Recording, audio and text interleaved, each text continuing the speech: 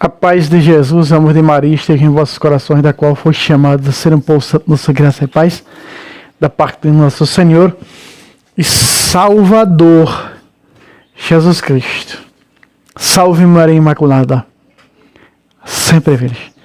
Meus queridos amados irmãos e irmãs, sejam todos bem-vindos ao meu programa Falando de Bíblia.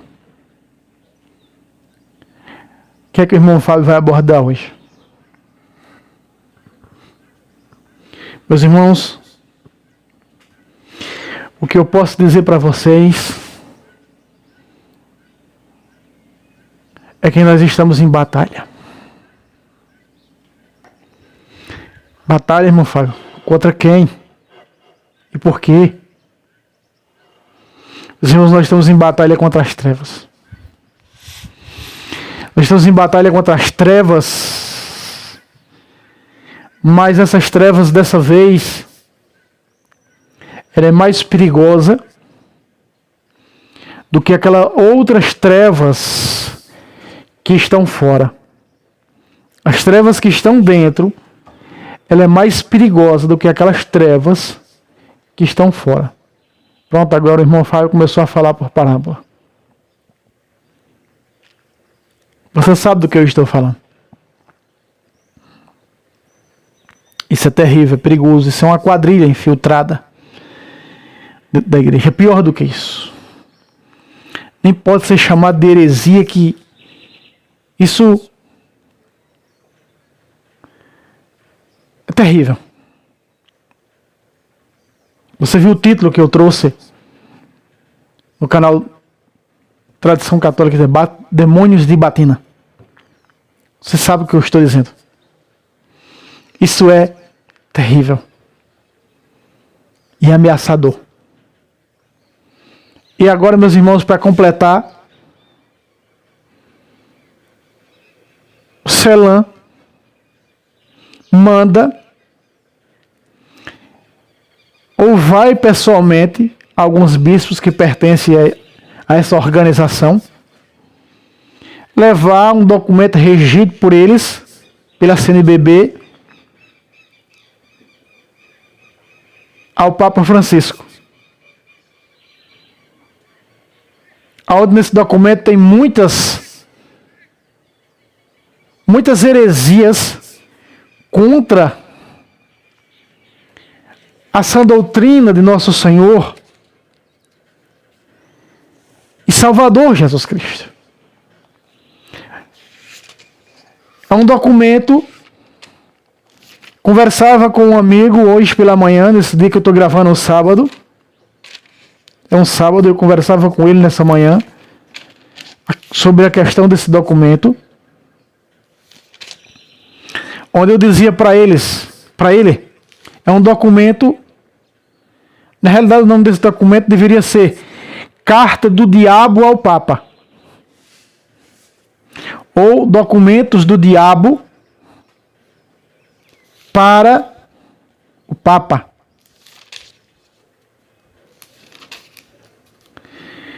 Porque esse documento falava na exigência do que eles querem. Algumas coisas do tipo pedindo o fim do celibato. Espera aí. Um documento regido por esse povo do CELAM, por esses bispos que compõem o CELAM, junto com a CNBB, que isso é apenas uma filhinha da CNBB, redige um documento pedindo o fim do celibato. É a mesma coisa de dizer, Jesus Cristo, você era para ter casado, você não era para ter vivido uma vida celibatária quando o Senhor veio a esse mundo. A mesma coisa de dizer, não, Deus não pode ser celibatário, Deus tem que arrumar uma mulher e casar, ou arrumar uma deusa, sei lá, e casar.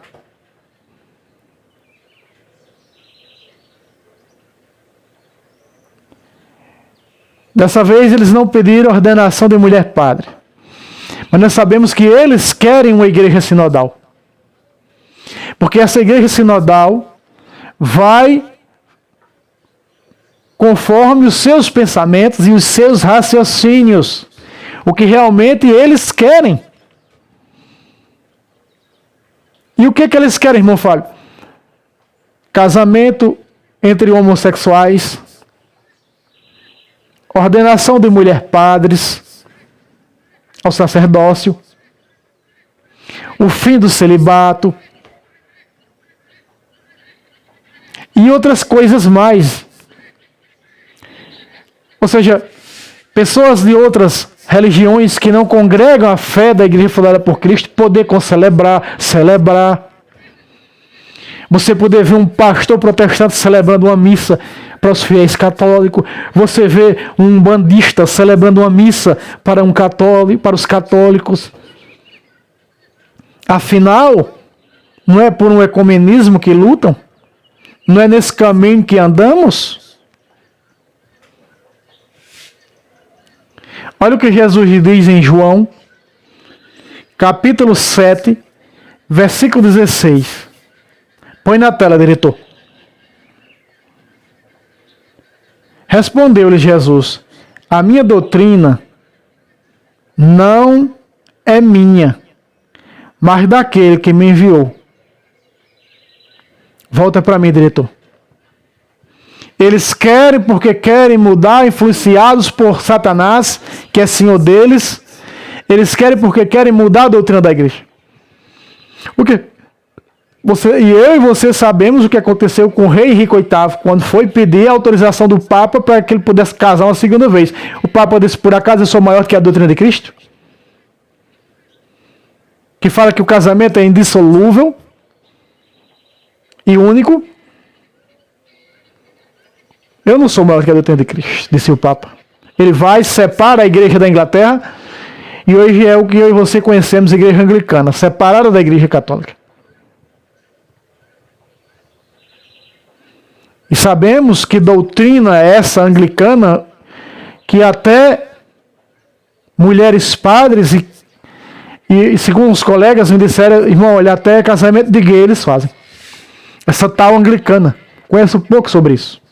Sobre essa seita, mas que é uma seita protestante. Olha, meus irmãos, o celibato não foi inventado pela igreja, como muitas pessoas me perguntam. O celibato, Jesus era celibatário, todos os apóstolos eram celibatários. Pedro era casado, mas quando ficou viúvo assumiu o celibato. Olha o que São Paulo diz sobre o celibato, presta atenção. Põe na tela, diretor, capítulo 7 de 1 Coríntios, verso 1. Agora, a respeito das coisas que me escreveste, penso que seria bom ao homem não tocar mulher alguma. Volta para mim, diretor. O que São Paulo está falando aqui? Do celibato. Se você vai para o versículo 7 até o 9, põe na tela, diretor. Olha o que diz. Versículo 7, do capítulo 7, 1 Coríntios 7, de 7 a 9. Ó. Pois queria que todos fossem como eu. Paulo era o quê? Celibatário. Mas cada um tem de Deus um dom em particular. Um este, outros aquele. Verso 8. Aos solteiros e às viúvas digo que lhes é bom se permanecerem assim como eu. Mas se não podem guardar a continência, ou seja, a virgindade, case-se. É melhor casar do que viver, do que abrasar-se. Volta para mim, direito. É melhor casar do que viver cometendo masturbação por aí, tendo relação sexual com um e com o outro, na sodomia, nas prostituições ilícitas, no sexo desregrado. É melhor o que se casar se não pode viver a castidade. Aí você vai para o versículo 32. Olha o que São Paulo diz. Põe na tela, diretor. Quisera ver-vos livres de toda preocupação. O solteiro cuida das coisas que são do Senhor, de como agradar ao Senhor. 33. O casado preocupa-se com as coisas do mundo, procurando agradar sua esposa. Volta para mim, diretor. Veja aqui. São Paulo está falando que o celibatário, que é o solteiro, cuida das coisas do Senhor para ser santa no corpo e na alma. Por isso que está aí os corpos incorruptos dos santos, como São Padre Pio. Por isso você olha para o capítulo 14, verso 4 de Apocalipse, está lá: os santos não tiveram relação com mulher, são virgens, celibatários. Para ver agora esses hereges pedir uma asneira dessa para destruir o celibato. Não, porque se os padres for casados, eles não vão ser viados, não vão ser gays, não vão ser homossexuais. Conheço muitos diáconos permanentes. Aliás, muitos não. Um que é casado, tem até filha casada. E que é gay, é baitola. O casamento, é sério que o casamento impediria os padres? Principalmente esses da teologia da libertação, que são vários deles, a maioria, são homossexuais, impediria deles ser homossexuais? Eles estão tendo relação com mulher ou com outros homens? Com outros homens, então não impediria. Quantos nós não conhecemos que são casados, que são homossexuais? São muitos, não são poucos. Então essa não é a solução é castidade, santidade, mandamento. Castidade. Guardar a castidade é mandamento. Olha o que Paulo diz aqui, ó. No versículo 34, põe na tela, diretor. A mesma diferença existe entre a mulher solteira, ou seja, a virgem, aquela que não é casada, que cuida das coisas do Senhor, para ser santa no corpo e no espírito. Mas a casada cuida das coisas do mundo, procurando agradar o marido. Volta para mim, diretor. Aí está. Destruiu o celibato. Jesus foi celibatário. Jesus falou no capítulo 19, versículo 9, no celibato de São Mateus. Como destruir o celibato? Não pode destruir o celibato. Eu sei que o celibato não é um dogma de fé, mas o celibato veio de Jesus Cristo. Foi Jesus que falou no celibato, foi Jesus. Jesus disse: nem todos eram capazes de compreender o mistério do celibato, como nós vemos aqui. Ó. Vamos voltar para Mateus. Mateus. Nem todos são capazes, foi ele mesmo que disse.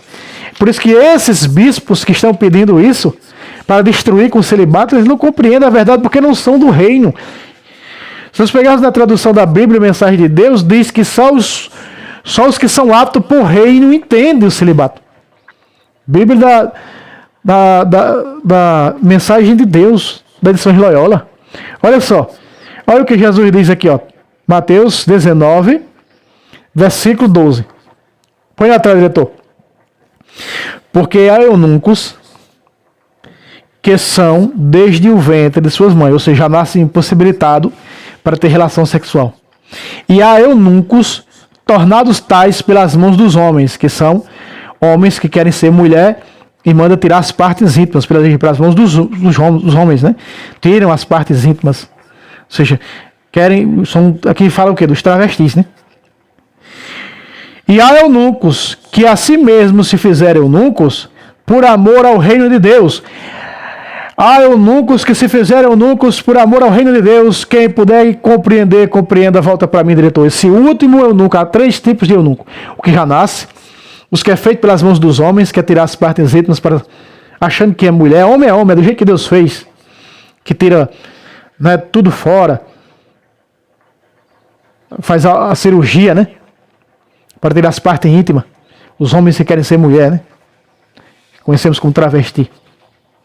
E há o terceiro tipo de eunuco, que se fizerem eunuco, se fizeram o que? Celibatário, por amor ao reino de Deus. Essa tradução diz: só quem é do reino compreende. Jesus diz: quem puder compreender, que compreenda. Quem são eles? São os padres, são o que? São os celibatários, são os magistérios, os bispos, padres da igreja. Se acabar com o celibato, como é que vai se cumprir a palavra no final de Apocalipse 14, versículo 4, aonde o Cordeiro está, os santos estão. Quem são eles? Eles são aqueles que não tiveram relação sexual com mulher, ou seja, são virgens. Na boca deles jamais se achou a mentira, mas nunca vão conseguir destruir o celibato. É certo que as profecias dizem que vai vir um Papa negro, que esse tipo aí da teologia da libertação vão eleger um Papa falso, e esse Papa negro destruirá o celibato, destruirá os dogmas, pelo menos tentará para eles, aparentemente mentindo para o povo. Mas os conservadores, a resistência, continuará às escondidas como nas catacumbas, como você hoje vai a Roma e visita as catacumbas, Santa Priscila, as catacumbas, lá e você vai ver onde os cristãos celebravam os santos sacrifícios nas catacumbas. Um pequeno fiel diz, que possa estar até enganado, a profecia de La Salette, que o pequeno fiel continuará unido até o momento exato que Deus marcou, onde esse pequeno fiel entre bispos, padres e um remanescente de leigos fiéis conservadores vão permanecer na doutrina, as escondidas, onde haverá um conclave verdadeiro e elegerá, logo na queda do Papa falso, um verdadeiro Papa. E a igreja terá o seu oásis. Outra vez. Os que são fiéis à sã doutrina. O que foi que os apóstolos ensinaram? O que foi que Paulo ensinou para o bispo jovem Tito, recém-ordenado? Veja só. O que São Paulo disse para Tito, meus irmãos. Recém-ordenado, olha só. Tito foi ordenado bispo por Paulo, assim como Timóteo. Olha só. Se você pega Tito, capítulo 1, põe na tela, editor. Tito, capítulo 1, versículo 9. Põe na tela, editor. Firmemente apegado à doutrina da fé, tal como foi ensinada, doutrina ensinada, olha aqui, ó. Doutrina da igreja, ó. Para poder exortar, ou seja, ensinar, segundo a sã doutrina da igreja fundada por Cristo, e a rebater os que a contradizem. Volta para mim, diretor. Aqui está, meus irmãos. Essa pequena resistência que há em todas as dioceses, não é? Onde são governadas pela teologia da libertação, há um pequeno grupo de conservadores, um pequeno grupo de pessoas, onde elas recebem assistências de alguns padres conservadores, padres da linha carismática, não é? Há um pequeno grupo que ainda, e nós podemos ver isso, eu hoje sou conservador, mas estou aqui graças ao impulso que me deu a renovação carismática católica. Sem ela não tinha chegado aonde cheguei, mas que levou o povo de novo a adorar Jesus, que a teologia da libertação não faz. A Eucaristia é apenas uma partilha do pão entre os pobres. Deus se manifesta nos pobres para a teologia da libertação. Para nós, Deus se manifesta na Eucaristia, centralidade da fé, só o pão vivo descido do céu, o dogma eucarístico. Então Jesus é o pão vivo, centralidade da fé. Mateus capítulo 6, 33, buscar em primeiro lugar o reino de Deus e sua justiça. Então a libertação não busca em primeiro lugar o reino de Deus, mas a igreja de Cristo sempre conservou a sã doutrina dada por ele, busca em primeiro lugar o reino de Deus, o resto é acréscimo. As pessoas dizem assim, olha, Santa Dulce dos Pobres era da teologia da libertação. E eu aprendi com Santa Dulce dos Pobres. Hoje, não é? Posso falar mais nada, porque eu já falei demais. Mas esquece que Santa Dulce dos Pobres formou um pequeno grupo para combater o comunismo. Como que Dulce dos Pobres era da teologia da libertação, se a teologia da libertação é comunista, esquerdista? E colocou o governo dela lá no poder, que está hoje, ou seja, que ainda vai ser empossado 1º de janeiro.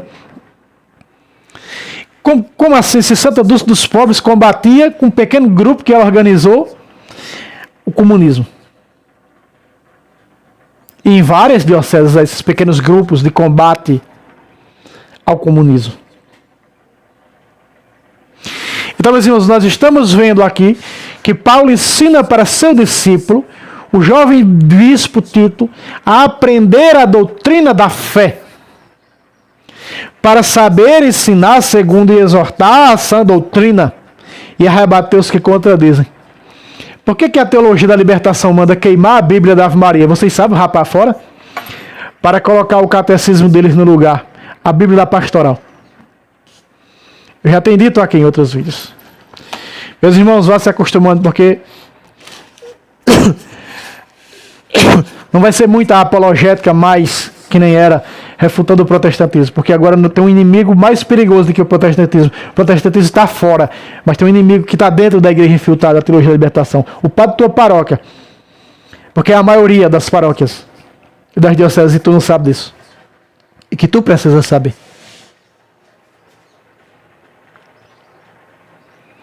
Aquele anel preto, muitas das vezes que você viu, aquela aliança preta no dedo do teu padre, tu sabe o que é aquilo? Tu não sabe o que é aquilo, né? Mostra que ele muitas das vezes ali já está mostrando que realmente ele é da teologia da libertação. Outros não usam nada, aliança nenhuma. O padre tem que usar uma aliança, casar de casamento com Cristo, com a igreja. Tem deles que não usam nada. Como você reconhece, irmão Fábio? Me ensina como reconhecer um padre da teologia da libertação. Veja, o padre da teologia da libertação, até no sacramento é fácil de você reconhecer um padre da teologia da libertação. Por exemplo, quando o padre da teologia da libertação, ele realiza um batismo, o sacramento do batismo.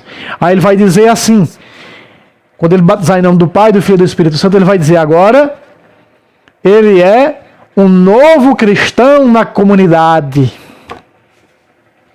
Eles usam muito o termo comunidade, socialismo, fraternidade, fala muito em fraternidade, fala muito na comunidade de um povo. Eles não trazem a cada pessoa refletir em si mesmo, se converter, mudar de vida. Quando a pessoa é batizada, ela se torna o quê?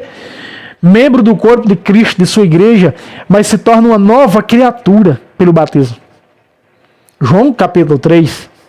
Quem não renasce da água e do Espírito não entra no reino. Então o batismo nos dá acesso ao reino de Deus. O céu se abre para nós, nos tornamos filhos de Deus. E recebemos o Espírito Santo. Esse povo da teologia da libertação não ensina isso. Isso é o que? As três virtudes, as três razões teológicas do batismo. Gálatas 3:27, todos vós que fostes batizados vos revestistes de Cristo. É ruim de alguém da teologia da libertação dizer isso. Não fala na confissão. Não... Outra maneira de você conhecer é que não falam na confissão, não fala na presença viva de Jesus real na Eucaristia, centralidade de nossa fé. Não falam. É fácil distinguir. Muitas das vezes são críticos.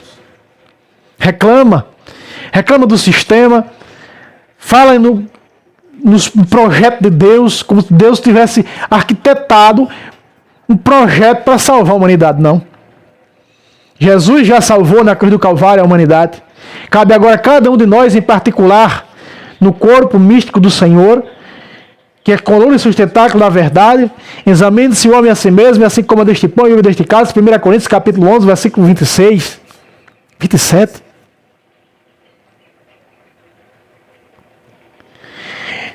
Oração, adoração a Jesus Eucarístico, rosário.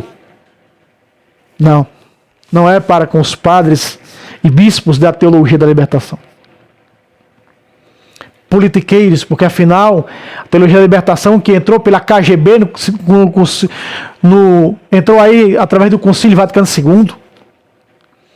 E então deram crédito, deram asas a teólogos da teologia da libertação. Isso foi entrando, impregnando-se dentro da igreja, e hoje nós temos a nossa igreja tomada pela teologia da libertação.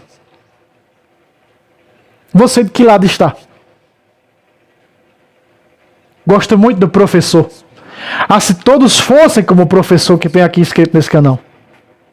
Ele disse, irmão, pode falar meu nome, mas eu não vou falar. O professor disse para mim esses dias, irmão, eu já mudei mais de 40 paróquias. Porque os padres começam a fazer coisa errada e eu resisto na cara. Eu corrijo na cara. Se todos fossem como Anderson Reis. Mas vai chegar a hora em que a pequena oposição à teologia da libertação vai se manifestar e o Senhor vai dar a força à sua igreja. A igreja está sendo encurralada. A igreja está sendo amedrontada. A igreja verdadeira. Ela está se avulgentando. Quantas das vezes nós não vimos, meus irmãos, sacrilégios e mais sacrilégios? Quem não assistiu no canal do Bernardo Custer,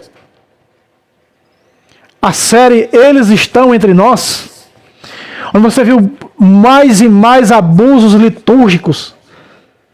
Padres que faziam assim como se estivesse num acampamento, colocar a toalha do altar no chão, que é o véu do Cristo, e só colocar a estola em cima da camisa e celebrando uma missa sentado.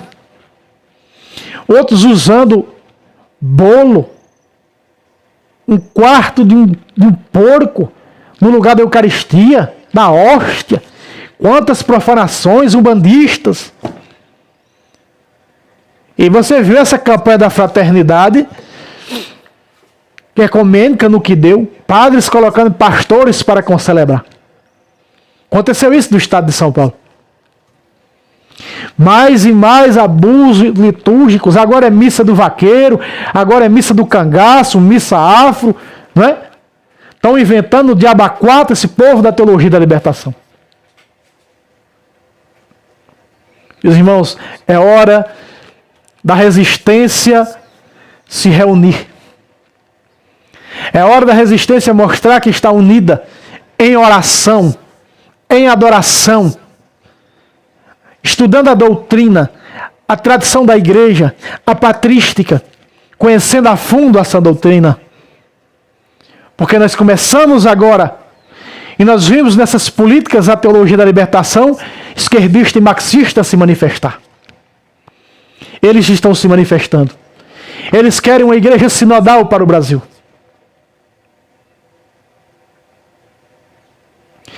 Um irmão disse nos comentários: irmão Fábio, você está enfrentando coisa pesada. Pois é, irmão. Eu faço igual Daniel Silveira. Se nos assassinarem, morreremos como mártir da verdadeira igreja. Mas a verdade tem que ser falada.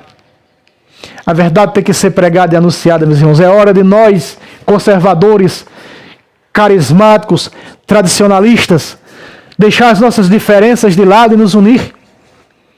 Formar nossos grupos com os nossos padres e bispos que ainda são fiéis à sã doutrina da Igreja de Cristo, que é coluna e sustentáculo da verdade. É hora de nos movimentar.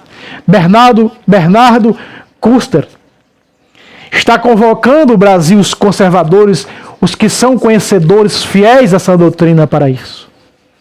O Tiba, tem aqui o canal no YouTube de Aitiba. Tem outro também, Católicos de Verdade, do nosso irmão também. São canal como do Padre Paulo Ricardo, canal como do Padre Wander de Jesus Maia, padres conservadores, o Bispo Dom Adair e tantos outros que está alertando a nós que somos fiéis a essa doutrina da Igreja de Cristo a tomar posição. Está na hora, católico, de sair de cima do muro, deixar de ser frouxo. Está na hora de reagir.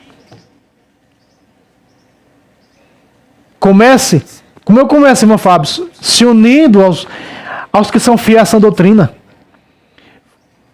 Fazendo reuniões para adorar Jesus, para rezar rosário, para entregar nas mãos da Virgem Maria.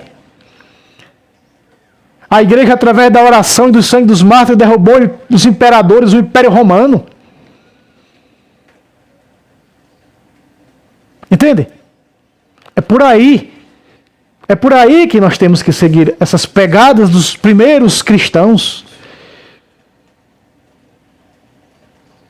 Certo? Então tá aí, meus irmãos. Vamos ser fiéis a essa doutrina. A doutrina da igreja fundada por nosso Senhor e Salvador Jesus Cristo. Ele disse: a doutrina que eu dou não é minha, do Pai que me enviou. Então, meus irmãos, vamos continuar. Não esqueça aquele like, compartilhe. Compartilhe este vídeo. Compartilhe esse vídeo. Deus lhe abençoe abundantemente. E até o próximo vídeo, se Deus quiser.